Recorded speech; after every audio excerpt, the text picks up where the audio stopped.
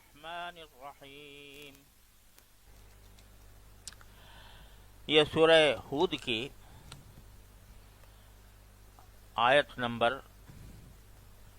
96 سے آیت نمبر 109 تک، اس کا ترجمہ میں پہلے پیش کرتا ہوں۔ فرمایا کہ اور ہم نے موسیٰ کو اپنے نشانیوں اور روشن دلیل کے ساتھ پیغمبر بنا کر فرعون اور اس کے سرداروں کے پاس بھیجا، تو انہوں نے فرعون ہی کی بات مانی، حالانکہ فرعون کی بات کوئی ٹھکانے کی بات نہیں تھی۔ وہ قیامت کے دن اپنی قوم کے آگے آگے ہوگا اور ان سب کو دوزخ میں لا اتارے گا، اور وہ بدترین گھاٹ ہے جس پر کوئی اترے، اور پھٹکار اس دنیا میں بھی ان کے پیچھے لگا دی گئی ہے، اور قیامت کے دن بھی یہ بدترین صلہ ہے جو کسی کو دیا جائے۔ یہ ان بستیوں کے کچھ حالات ہیں جو ہم تمہیں سنا رہے ہیں۔ ان میں سے کچھ وہ ہیں جو ابھی اپنی جگہ کھڑی ہیں، اور کچھ کٹی ہوئی فصل بن چکی ہیں، اور ان پر ہم نے کوئی ظلم نہیں کیا، بلکہ انہوں نے خود اپنی جانوں پر ظلم کیا تھا، جس کا نتیجہ یہ ہوا کہ جب تمہارے پروردگار کا حکم آیا تو جن معبودوں کو وہ اللہ کے بجائے پکارا کرتے تھے وہ ان کے ذرا بھی کام نہ آئے، اور انہوں نے ان کو تباہی کے سوا کچھ نہیں دیا۔ اور جو بستیاں ظالم ہوتی ہیں، تمہارا رب جب ان کو گرفت میں لیتا ہے تو اس کی پکڑ ایسی ہی ہوتی ہے، واقعی اس کی پکڑ بڑی دردناک، بڑی سخت ہے۔ ان ساری باتوں میں اس شخص کے لیے بڑی عبرت ہے جو آخرت کے عذاب سے ڈرتا ہو۔ وہ ایسا دن ہوگا جس کے لیے تمام لوگوں کو اکٹھا کیا جائے گا، اور وہ ایسا دن ہوگا جسے سب کے سب کھلی آنکھوں دیکھیں گے۔ ہم نے اسے ملتوی کیا ہے تو بس ایک گنی چنی مدت کے لیے ملتوی کیا ہے۔ جب وہ دن آ جائے گا تو کوئی اللہ کی اجازت کے بغیر بات نہیں کر سکے گا۔ پھر ان میں کوئی بدحال ہوگا اور کوئی خوشحال۔ چنانچہ جو بدحال ہوں گے وہ دوزخ میں ہوں گے، جہاں ان کی چیخنے چلانے کی آوازیں آئیں گی۔ یہ اس میں ہمیشہ ہمیشہ رہیں گے جب تک آسمان اور زمین قائم ہیں، الا یہ کہ تمہارے رب بھی کو کچھ اور منظور ہو۔ یقیناً تمہارا رب جو ارادہ کر لے اس پر اچھی طرح عمل کرتا ہے۔ اور جو لوگ خوشحال ہوں گے وہ جنت میں ہوں گے، جس میں وہ ہمیشہ ہمیشہ رہیں گے جب تک آسمان اور زمین قائم ہیں، الا یہ کہ تمہارے رب ہی کو کچھ اور منظور ہو۔ یہ ایک ایسی عطا ہوگی جو کبھی ختم ہونے میں نہیں آئے گی۔ لہذا اے پیغمبر، یہ مشرکین جن بتوں کی عبادت کرتے ہیں ان کے بارے میں ذرا بھی شک میں نہ رہنا۔ یہ تو اسی طرح عبادت کر رہے ہیں جیسے ان کے باپ دادے پہلے ہی عبادت کیا کرتے تھے، اور یقین رکھو کہ ہم ان سب کو ان کا حصہ پورا پورا چکا دیں گے، جس میں کوئی کمی نہیں کی جائے گی۔ یہ ایک رکوع ہے جو سورہ ہود کی آخری رکوع سے پہلا والا رکوع ہے، اور اس سے پہلے سورہ ہود کے اندر 6 انبیاء کرام علیہم السلام کا تذکرہ ہے، اور انہوں نے اپنی قوم کو جس طرح ایمان کی دعوت دی اور جس طرح انہوں نے اس سے انکار کیا، اس کے نتیجے میں ان پر عذاب آئے، ان کی تفصیلات پیچھے گزر چکی ہیں۔ اب یہ آخری واقعہ محض حوالے کے طور پر اللہ تبارک و تعالی نے ذکر فرمایا موسیٰ علیہ السلام کا۔ ویسے موسیٰ علیہ السلام کی رسالت اور ان کی دعوت کا مفصل ذکر دوسری صورتوں میں آیا ہے، یہاں اس کا بہت ہی مختصر حوالہ دیا ہے، اور یہ 7واں گویا واقعہ ہوا جو سورہ ہود کے اندر پچھلی قوموں کا ذکر کیا گیا۔ تو اس میں قرآن کریم میں صرف اتنا بتلایا یہاں پر کہ ہم نے موسیٰ علیہ السلام کو بھیجا تھا اپنی نشانیوں کے ساتھ اور ایک مضبوط دلیل کے ساتھ۔ یہ الفاظ ہیں. دو چیزیں ذکر کی، ہماری نشانیاں اور سلطان مبین. سلطان کے لفظی معنی تو کسی بھی ایسے شخص کے ہوتے ہیں جو صاحب اقتدار ہو، لیکن سلطان کا لفظ کسی ایسی دلیل کے لیے بھی آتا ہے جو دوسرے کو مغلوب کر دے. وہ گویا جب کوئی آدمی زبردست دلیل پیش کرے تو جس کے سامنے پیش کی جا رہی ہے وہ مرعوب ہو جاتا ہے اور وہ دلیل اس پر چھا جاتی ہے، جیسے کہ ایک بادشاہ اپنی مملکت پر چھا جاتا ہے.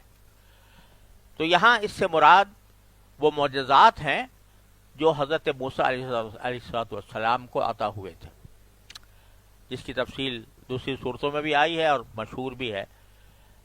وہ معجزات ان معجزات کے ساتھ ہم نے موسیٰ علیہ السلام کو فرعون کے پاس بھیجا تھا. یہاں آیات سے مراد تورات کی آیتیں نہیں ہیں، اس لیے کہ تورات تو بعد میں عطا ہوئی فرعون کے غرق ہونے کے بعد، لیکن یہاں فرمایا جا رہا ہے کہ ہم نے فرعون کے پاس ان کو بھیجا تھا اپنی نشانیوں کے ساتھ. تو یہاں نشانیوں سے مراد وہ معجزات ہیں جن کو لے کر حضرت موسیٰ علیہ السلام تشریف لے گئے تھے. تو فرمایا وَلَقَدْ أَرْسَلْنَا مُوسَىٰ بِآيَاتِنَا وَسُلْطَانٍ مُّبِينٍ. ہم نے موسیٰ کو اپنی نشانیوں اور روشن دلیل کے ساتھ بھیجا تھا اِلَىٰ فِرْعَوْنَ وَمَلَئِهِ، فرعون اور اس کے سرداروں کے. لیکن کیا ہوا؟ فَاتَّبَعُوا أَمْرَ فِرْعَوْنَ، ان سرداروں نے بات فرعون ہی کی مانی. حضرت موسیٰ علیہ السلام کی دعوت کو قبول کرنے کے بجائے فرعون کی بات مانی. حالانکہ وما امر فرعون برشید، حالانکہ فرعون کا معاملہ کی جو باتیں ہیں وہ کوئی ٹھکانے کی بات نہیں تھی. رشید ہر اس چیز کو کہتے ہیں جو کسی بھی معاملے میں صحت رکھتی ہو، صحیح اور ایسی چیز کہ جو معیار کے مطابق ہو، اس کو رشید کہا جاتا ہے. تو فرعون کا معاملہ رشید نہیں تھا. اس کا ترجمہ ہم نے کیا کہ اس کی بات جو تھی وہ کچھ ٹھکانے کی بات نہیں تھی کہ جس کے اوپر آدمی اعتماد کر کے اور اس کے پیچھے چلے، کیونکہ وہ اللہ کو تو مانتا ہی نہیں تھا اور اپنی خدائی کا دعویٰ کرتا تھا. تو ایک انسان جو پیدا ہوا کسی سے اور کھاتا ہے، بچپن گزرا، کھایا پیا، اس کے باوجود وہ یہ کہے کہ میں خدا ہوں، انا ربکم الاعلی، تو یہ ایسی بات ہے کہ جو کسی کی بھی سمجھ میں نہیں آ سکتی. اس کا انجام پھر فرمایا باری تعالیٰ نے کہ یقتم قومہ یوم القیامۃ فاوردہم النار، وہ قیامت کے دن اپنے قوم کے آگے آگے ہوگا. یقدم کے معنی ہے کسی چیز کا آگے آ جانا. تو وہ اپنے قوم کے آگے آگے ہوگا قیامت کے دن. فاوردہم النار، اور ان کو لا کر جہنم پر اتار دے گا. یہاں دو باتیں قابل غور ہیں. ایک تو یہ فرمایا کہ وہ جس طرح یہاں دنیا میں اس نے لوگوں کو بہکایا تھا اور گمراہی کے لیے کی قیادت کی تھی، تو اللہ تعالیٰ اس کے انجام میں آخرت میں بھی یہی ہوگا کہ وہ دوسرے لوگوں سے، دوسرے اس کے جو اتباع تھے وہ بھی جہنمی ہوں گے، لیکن یہ سب سے پہلے آگے آئے گا، ان سے آگے آگے چلے گا. اس سے اشارہ اس بات کی طرف ہو گیا کہ اگر کوئی شخص دوسروں کو غلط راستے پر چلائے اور غلط راستے میں ان کی قیادت کرے تو سب سے پہلا مجرم وہ ہوتا ہے، اور آخرت کے اندر بھی اس کو اللہ تبارک و تعالی جہنم میں جانے میں اس کو پہلے مقدم رکھیں گے. تو اللہ بچائے، یہ بہت ہی ڈرنے کی بات ہے کہ انسان کبھی دوسروں کی گمراہی کا سبب بن جائے. یہ بہت خطرناک بات ہے. ایک تو خود گمراہ ہونا خطرناک ہے، لیکن وہ دوسروں کی گمراہی کا سبب بن جائے، چاہے گمراہی وہ عقیدے کی ہو یا عمل کی ہو. کوئی ایسا طریقہ جاری کر دیا کہ جو اللہ تعالیٰ کی رضا کے خلاف تھا، ایسا طریقہ جاری کر دیا، تو جس نے جاری کیا وہ سب کا عذاب اس کے اوپر آئے گا۔ حدیث میں رسول کریم صلی اللہ علیہ وسلم نے ارشاد فرمایا کہ حضرت آدم علیہ السلام کا بیٹا تھا قابیل، اس نے سب سے پہلے قتل کا کام کیا، اپنے بھائی حابیل کو قتل کیا۔ تو رسول کریم صلی اللہ علیہ وسلم فرماتے ہیں کہ وہ قابیل کو اپنا گناہ تو ہو گئی، فرمایا قیامت تک جتنے قتل ہوں گے، قیامت تک جتنے قتل ہوں گے اس کے وبال میں قابیل بھی شریک ہوگا، اللہ بچائے۔ لہذا یہ بات بڑے ہی سوچنے کی ہے کہ ہم بعض اوقات اپنے خاندانوں میں یا اپنے ملنے جلنے والوں میں کوئی ایسا طریقہ چھوڑ دیتے ہیں جس کے نتیجے میں لوگ جو ہیں وہ اس غلط راستے پر کاربند ہو جاتے ہیں۔ تو جس شخص نے لوگوں کو اس راستے پر چلایا تو وہ گمراہی میں ان کا رہنما بنا، تو ان کی گمراہی کا وبال بھی اس کے اوپر ہوگا۔ اس بات کو سامنے رکھتے ہوئے ہمیں اپنے ماحول کو ٹٹولتے رہنا چاہیے۔ کس قسم کی رسمیں ہمارے اندر پیدا ہو گئی ہیں، اور دیکھا دیکھی ایک خاندان کے اندر ایک رسم نہیں تھی، لیکن دیکھا دیکھی دوسرے خاندان میں شروع ہو گئی۔ جیسے مثال کے طور پر مخلوط اجتماعات، مردوں عورتوں کے اکٹھے اجتماعات ہیں، وہ شادیوں میں ایک طریقہ پڑ گیا۔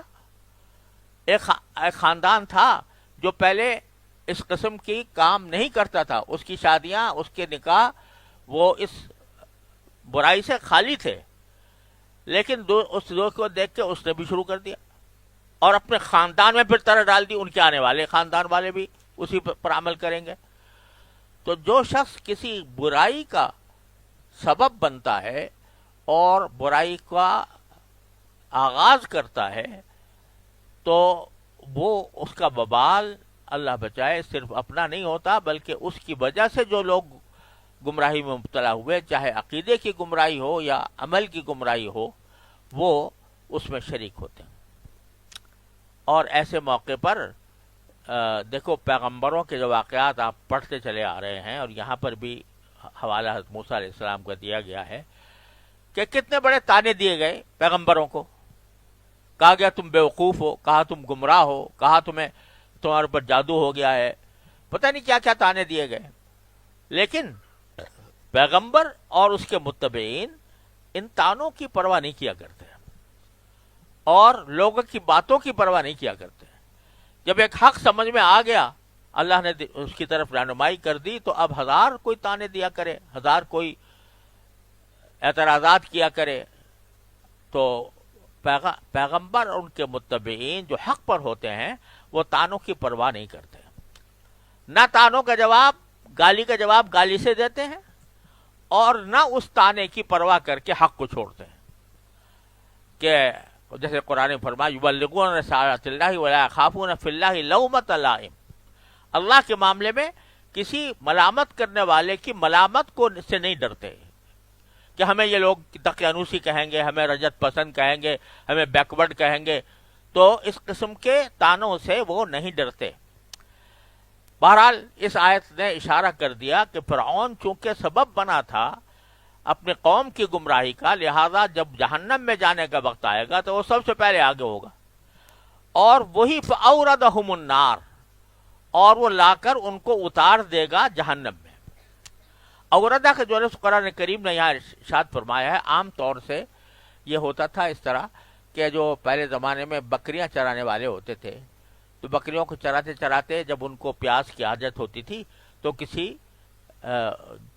گھاٹ پر، کسی پانی کے گھاٹ پر لے جا کر ان کو اتارتے تھے۔ اس کو ایراد کہتے تھے کہ وہ لا کر اتارے گا ان کو، لیکن پانی کے گھاٹ پر نہیں بلکہ جہنم کے گھاٹ پر، آگ کے گھاٹ پر. اور وہ آگ کا گھاٹ کیسا ہے؟ بیس الورد المورود، وہ بدترین گھاٹ ہے جس پر کوئی جا کر اترے. یہ کہہ رہی ہے گھاٹ تو ہے، لیکن دنیا میں گھاٹ پانی کا ہوا کرتا ہے، لوگ اس سے سیراب ہوتے ہیں. یہاں آگ کا گھاٹ ہوگا اور اس سے بدتر کوئی اور گھاٹ نہیں ہو سکتا جس پر جا کر لوگ اتریں. ایک تو یہ ہوا، وَأُتْبِعُوا فِي هَذِهِ لَعْنَةً وَيَوْمَ الْقِيَامَةِ. اور یہ فرعون اور اس کے متبعین جتنے بھی تھے، ان کو اس دنیا کے اندر ان کے لعنت پیچھے لگا دی گئی. لعنت پیچھے لگا دی گئی یعنی جو بھی ان کے حالات سنے گا تو ان پر لعنت بھیجے گا، دنیا کے اندر لعنت. اور وَيَوْمَ الْقِيَامَةِ، قیامت کے دن بھی ان کے اوپر لعنت برسے گی. اور لعنت کی کیا معنی ہے؟ اللہ تعالیٰ کی رحمت سے دوری. لعنت کہتے ہیں اللہ تعالیٰ کی رحمت سے دوری. یعنی اس وقت ان کے سامنے یہ بات آئے گی کہ اللہ تبارک و تعالیٰ کی جو شان رحیمی ہے، شان کریمی ہے، اس سے محروم رہیں گے. دنیا میں بھی رہے اور آخرت میں بھی ہوگا. بیس الرفد المرفود. اب اس بلاغت کا کیا ترجمہ کیا جائے؟ یہ فرمایا کہ یہ بدترین صلہ ہے جو کسی کو دیا جائے.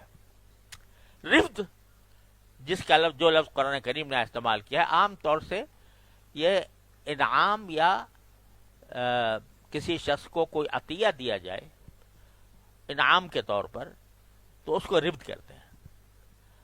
لیکن یہاں قرآن کریم کہتا ہے اس کو استعمال کیا ہے اس جہنم کے گھاٹ میں اترنے کی، اس کو کہ یہ بہت ہی بدترین صلہ ہے جو کسی کو دیا جائے. اس سے بڑا عطیہ، اس سے برا خطرناک عطیہ کوئی اور نہیں ہو سکتا کہ آدمی کو اس کے کسی عمل کے نتیجے میں کوئی اس کا صلہ دیا جائے تو وہ جہنم کا صلہ ہو، اعوذ باللہ. یہ بس اجمال کے ساتھ یہاں قرآن کریم نے موسیٰ علیہ السلام کا، فرعون کا اور ان کے متبعین کا ذکر فرما دیا. اب جتنے واقعات